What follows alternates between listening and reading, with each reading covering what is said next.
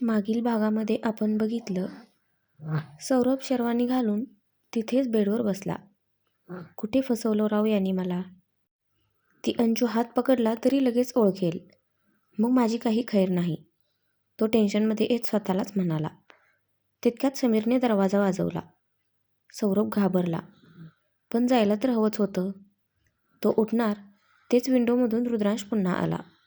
पुढे सौरभने आता गडबडून विचारलं, काय झालं? तू तर. मी नाही, तू जाणार आहेस त्याला भेटायला. रुद्रांश त्याच्या खांद्यावर हात ठेवत म्हणाला. मी? सौरभने विचारलं. हो तू.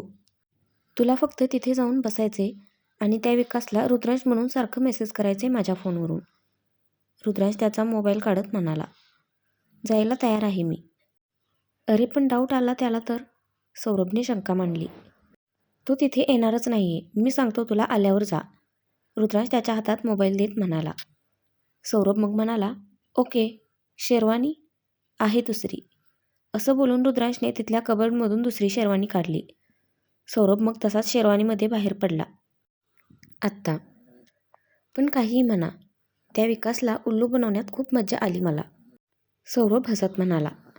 रुद्रांशने हसून अंजूकडे बघितलं. ती त्याच्याकडे हसून बघत होती, पण नजरेतून कळून गेलं की मॅडम चिडलेल्या आहेत ते. पण विकास येणार नाही हे कसं कळलं तुला? समीरने रुद्रांशला विचारलं. तसा तो म्हणाला, त्याला फक्त माझी वाट लावायची होती. त्याच्या माणसांना पकडलं होतं केटरिंगच्या स्टाफमध्ये. जेवणामध्ये पॉयझन मिसळणार होते ते.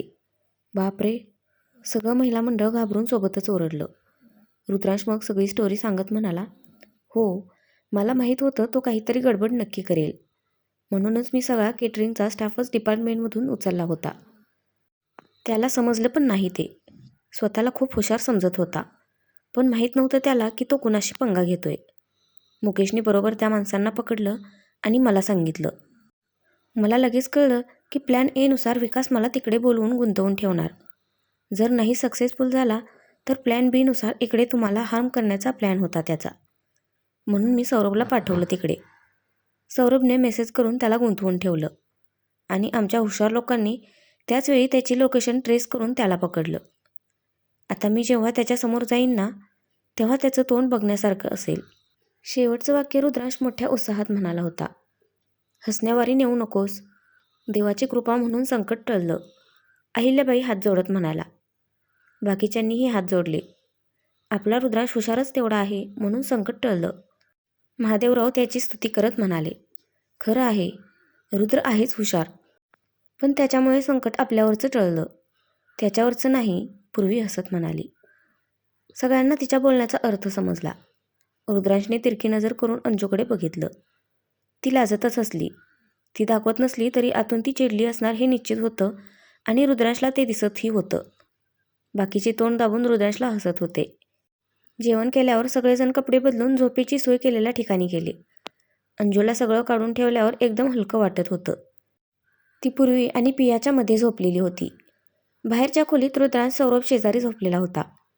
त्याला अंजूला भेटायचं होतं. त्याने एकदा डोकावून सगळे झोपलेत की नाही ते पाहिलं, पण काहीजण अजूनही गप्पा मारण्यातच व्यस्त होते. तो काहीतरी विचार करून हळूच उठला. तो जाणार तेच सौरभने विचारलं, ब्रो कुठे? रुद्रांशने वैतागून पाहिलं त्याच्याकडे. टॉयलेटला. येतोस? त्याने थोडंसं चिडून विचारलं. नाही नाही, जा तू. सौरभ गालामध्ये हसतच म्हणाला. रुद्रांश महिला वर्ग झोपलेल्या ठिकाणी आला. त्याने अंजूला मेसेज केला. तिने आजूबाजूला बघितलं तसा रुद्रांश तिला एका ठिकाणी भिंतीमागे लपलेला दिसला. तो इशारा करून बाहेर ये म्हणाला. ती मान हलवतच नाही म्हणाली.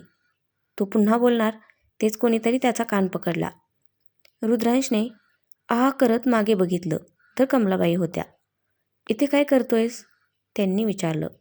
काकू, ते पाणी पाहिजे होतं. तो कसा तरी कान सोडवून म्हणाला. अरे मग किचन इकडे आहे, तिकडे नाही, त्या कमरेवर हात ठेवत म्हणाल्या. हो जातो. रुद्रांश कसं तरी हसत म्हणाला आणि किचनकडे गेला. इकडे सगळ्याजणी मोठ्याने हसत होत्या. आज त्याला झोप येईल असं वाटत नाहीये, पूर्वी अंजूकडे बघत म्हणाली. तुला येईल ना? पियाने अंजूला विचारलं. अंजूने तिच्या हातावर मारलं आणि लाजतच चेहऱ्यावर पांघरून घेतलं. बिचारा रुद्रांश पुन्हा सौरभ शेजारी येऊन झोपला. टॉयलेटलाच गेला होतास ना ब्रो? सौरभने त्याला हसतच विचारलं. रुद्रांशने चिडून बघितलं त्याच्याकडे. आतून हसण्याचा आवाज आला रे, म्हणून विचारलं त्याने. समीर पण चिडवत म्हणाला आणि हसू लागला. झोपा, लवकर उठायचे सकाळी, महादेवरावांनी आवाज दिला. रुद्रांश लगेच खाली झोपला. समीर आणि सौरभ तोंडावर पांघरून घेऊन खिखी करत होते. रुद्रांश झोपेतच दोघांच्याही पोटात एक एक लावून दिली, तरी त्याचं खिखी काही कमी होत नव्हतं. शेवटी रुद्रांशने पण हसून दिलं आणि तोंडावर पांघरून घेतलं. दोन्ही नवविवाहित थकलेले जीव दिवसभरातले गोड क्षण आठवत आठवत तोंडावर एक मोठी गोड लाजरी स्माईल ठेवूनच झोपेच्या अधीन होऊन गेले. तिथेच आपल्या इतर जोड्या आजच्या प्रत्येक फंक्शनमध्ये स्वतःला इमॅजिन करत झोपे गेले. सकाळी उठल्यानंतर सगळेजण फ्रेश होऊन चहा वगैरे घेत गप्पा मारत बसलेले होते. आता वेळ होती नवरा नवरीच्या न्हाणवऱ्याची. बाहेर 2 पाट मांडून त्याभोवती 5 कलश ठेवून दोऱ्यांनी बांधलेले होते. दोघांनाही पाटावर बसवलं गेलं. समोरच्या पाण्याने भरलेल्या बादल्या बघून अंजूने रुद्रांशकडे पाहिलं. त्याने भुवई उडवतच काय विचारलं. तिने बादल्यांकडे इशारा केला. तो तिच्याजवळ जात हळूच म्हणाला, संजय दादाच्या वेळेस मला हे खूप ऑड वाटलं होतं, but now I am so excited. तुम्ही असाल एक्सायटेड, पण मी आधीच सांगून ठेवते, माझ्या कानात पाणी गेलं नाही पाहिजे. अंजू दमदाटी करत हळूच म्हणाली. असं कसं, पाणी तर मी मारणारच, तो चेव आल्यासारखा म्हणाला.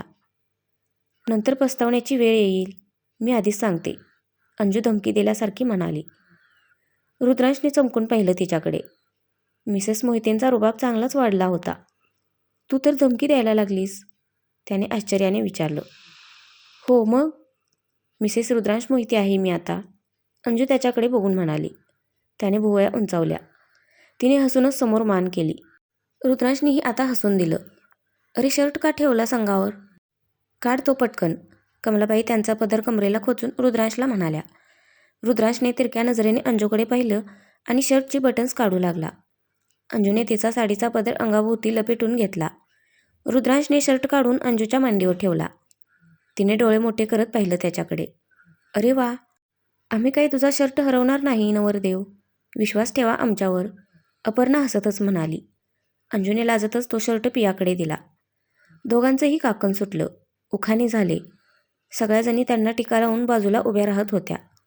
पूर्वीने अंजूचे काळेभोर दाट केस मोकळे केले. अंजूला आता अवघडल्यासारखं होऊ लागलं. रुद्रांचीही काही वेगळी अवस्था नव्हती.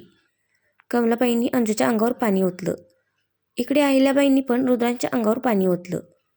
दोघांच्याही हाताला साबण वगैरे लावत होत्या त्या. अंजूला अजूनच कसं तरी होऊ लागलं. ते दोघेही चांगलेच भिजले होते. थोड्या वेळ त्यांना तसंच पाण्याने अंघोळ घातलं गेलं. नंतर 5 जणींनी बाजूचे 5 कलश उचलून रुद्रांच्या अंगावर पाणी ओतलं. नंतर ते पाणी अंजूच्या अंगावर ओतलं. तसं तिने शहारून रुद्रांच्या दांडाला पकडलं, कारण पाणी खूपच थंड होतं ते. तिने स्वतःला सावरून त्याच्याकडे पाहिलं. तो ओठांतल्या ओठात हसत होता. तिने लगेच तिचा हात मागे घेतला आणि हसू लपवण्यासाठी खाली मान घातली. आता तोंडाने पाणी कानात टाकण्याची वेळ आली. भाऊजी, पाणी कानात गेलंच पाहिजे बरं, अपर्णा हसत म्हणाली आणि तिने रुद्रांच्या हातात तांब्या दिला. असं कसं जाऊन देईल ती, अंजू वहिनी, जपून बरं, पाणी ब्रोच्याच कानात गेलं पाहिजे, सौरभ मागून मोठ्याने म्हणाला.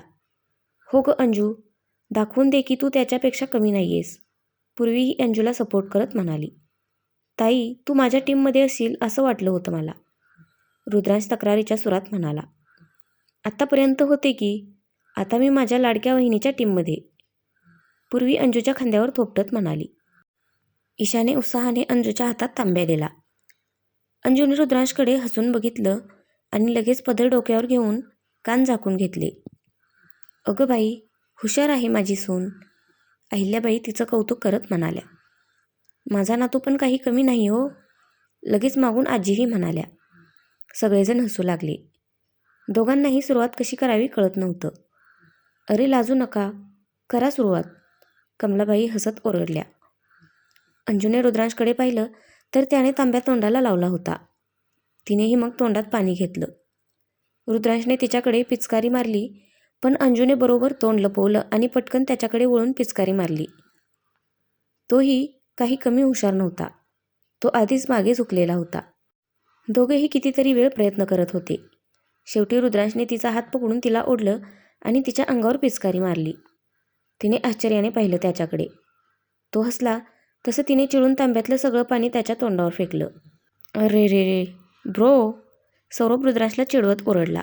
तसे सगळेजण मोठ्याने हसू लागले. रुद्रांश पण तोंडावरून हात फिरवत हसला. अंजू, बाई आत्ताच जर असं आहे तर पुढे जाऊन काय होईल? मोहिते साहेबांना जास्तच मेहनत घ्यावी लागेल असं दिसते, अपर्णा तिचं हसू आवरत म्हणाली. अंजूने लाजतच हातात तोंड लपवलं. दोघांसमोर आता कुंकवाच्या पाण्याने भरलेलं ताट ठेवलं गेलं. त्यामध्ये एक छोटी सुपारी होती. दोघांनाही आता 3-3 चान्स दिले जातील बरं. हातातली सुपारी समोरच्याला काढून द्यायची नाही. जो जिंकेल त्याचं घरामध्ये राज असेल, अपर्णा सुपारी घेत म्हणाली. तिने ती रुद्रांच्या हातात दिली. रुद्रांशने दोन्ही हातांमध्ये सुपारी घट्ट पकडली. अंजू आता सुपारी काढण्याचा प्रयत्न करत होती, पण त्याची मूठ सोडवणं म्हणजे. तिने केवलवाण्या नजरेने त्याच्याकडे पाहिलं. त्यानेही लगेच मूठ सैल केली आणि अंजूने सुपारी बाहेर काढली. ही चिटिंग आहे रुद्रांश दादा, सायली ते पाहून ओरडली. कुठे? माझी बायको कडक आहे बरं, तो अंजूकडे बघून हसतच म्हणाला. तो टोमणा होता तिच्यासाठी हे तिला बरोबर कळलं. तिने आता त्याच्या हातातून सुपारी हिसकावूनच घेतली. अशी पकड ग आणि सोडू नकोस, पूर्वी तिला समजावत म्हणाली. रुद्रांश मान हलवतच हसला. तो एका हातानेच तिच्या हातातून सुपारी सोडवू लागला, पण तिने तिची मूठ इतकी जोरात पकडलेली होती की खूप प्रयत्न करूनही त्याला तिची मूठ सुटेना. दादा, इज्जतीचा सवाल आहे, कम ऑन, सायली त्याला प्रोत्साहन देत ओरडली. रुद्रांश दुसरा हात लावणार तेच अहिल्याबाई म्हणाल्या. एकच हात, रुद्रांश भुवया उडवत म्हणाला. अगं पण तिने तर 2 हात, रीत आहे तशी, एकाच हातानेच काढायची, पूर्वी पण लगेच म्हणाली. अंजूने हसून खाली बघितलं. रुद्रांशने खूप प्रयत्न करूनही त्याला तिची मूठ सोडता येईना. अंजू त्याच्याकडे बघून भुवई उडवतच हसली. ओके, हरलो मी, माझी बायको खरंच कडक आहे, रुद्रांश हात वर करत म्हणाला. अरे काय तू, एक सुपारी सोडवता आली नाही तुला, मागून आजी ओरडल्या. आजी घाबरू नकोस, अजून 2 चान्स आहेत, रुद्रांश जाग्यावरूनच त्यांना ऐकू जावं म्हणून मोठ्याने म्हणाला. दुसऱ्यांदाही अंजूने पूर्ण जोर लावला आणि सुपारी बाहेर काढली, पण रुद्रांशला दुसऱ्यांदाही तिच्या हातातली सुपारी निघाली नाही. त्याने आता तिसऱ्यांदा त्याची मूठ चांगलीच आवळली. अंजूला मूठ सुटेना. तिने हळूच त्याच्याकडे बघून एक डोळा मिचकावला. त्याने धक्क्याने तिच्याकडे पाहिलं तशी त्याची मूठ सैल पडली. अंजूने लागलीच त्याचा फायदा घेऊन पटकन सुपारी काढली. ये फेरी उड अंजू, युहू, पिया, मधू आणि ईशा टाळ्या वाजवत ओरडल्या. अरे हिनी, रुद्रांश बोलता बोलता थांबला. त्याने अंजूकडे पाहिलं. ती खाली बघून गालामध्ये हसत होती. अच्छा जी, आता बघतो मी, रुद्रांश मनातच म्हणाला. अंजूने सुपारी पकडून त्याच्याकडे बघितलं. तो उजव्या हाताने सुपारी काढू लागला. तिने आता ही मूठ घट्ट पकडली होती. रुद्रांशने हळू त्याचा डावा हात बाजूला केला. त्याने कुणाला कळणार नाही असा त्याचा कोपर तिच्या कमरेला घासला. अंजू जोरदार शहारली. तिची मूठ सैल पडलेली बघून रुद्रांशने सुपारी सोडवली. आजी, सुटली बरं मूठ, तो हात वर करून म्हणाला. शाब्बास, आजीही तिथूनच त्याच्यावरून हात ओवाळत म्हणाल्या. रुद्रांशने अंजूकडे बघितलं. ती अजूनही त्याच्याकडे आश्चर्याने बघत होती. त्याने एक डोळा मिचकावला. तशा तिच्या अंगावर काटा आला. तिने झटकन नजर खाली वळवली. छातीतली दडदड तर केव्हाच वाढून गेली होती. त्याच्या तोंडातलं खोबरं तोडण्याची तर हिंमतच होत नव्हती तिची, तेही असं सगळ्यांसमोर. रुद्रांशने तो खोबऱ्याचा तुकडा खाऊन घेतला. अरे काय तू, थोडा तरी धीर, बिचाऱ्या नवरीबाईला तुझं प्रेम तरी दे, पूर्वी त्याला मारत ओरडली. तिलाच नको आहे, रुद्रांशी हसतच म्हणाला. अंजूने त्याच्याकडे मोठे डोळे करून पाहिलं. त्याने हसतच मोठा तुकडा तोंडात धरला. तिने लाजतच नजर खाली ठेवत थोडासा तोडून खाल्ला. सगळ्यांनी टाळ्या वाजवल्या. चला चला आता, उशीर नको, थंडी वाजेल परत, कमलाबाई रुद्रांशला उठवत म्हणाल्या. अंजूला पण उठवलं त्यांनी. तिला त्याच्याकडे पाठ करून उभं केलं गेलं.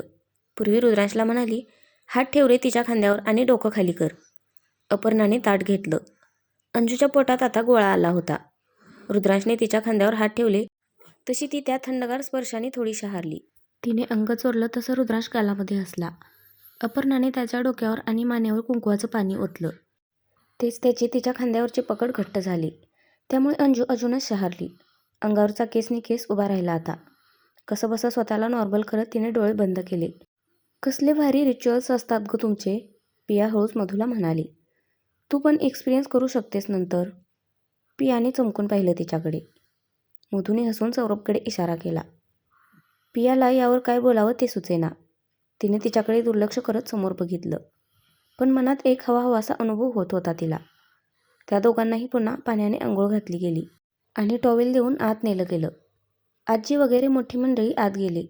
मधू पण अंजूला मदत करण्यासाठी गेली. तितक्यात समीर तानीला घेऊन संजय सोबत आला. समीर तानीला शेतात फिरायला घेऊन गेलेला होता.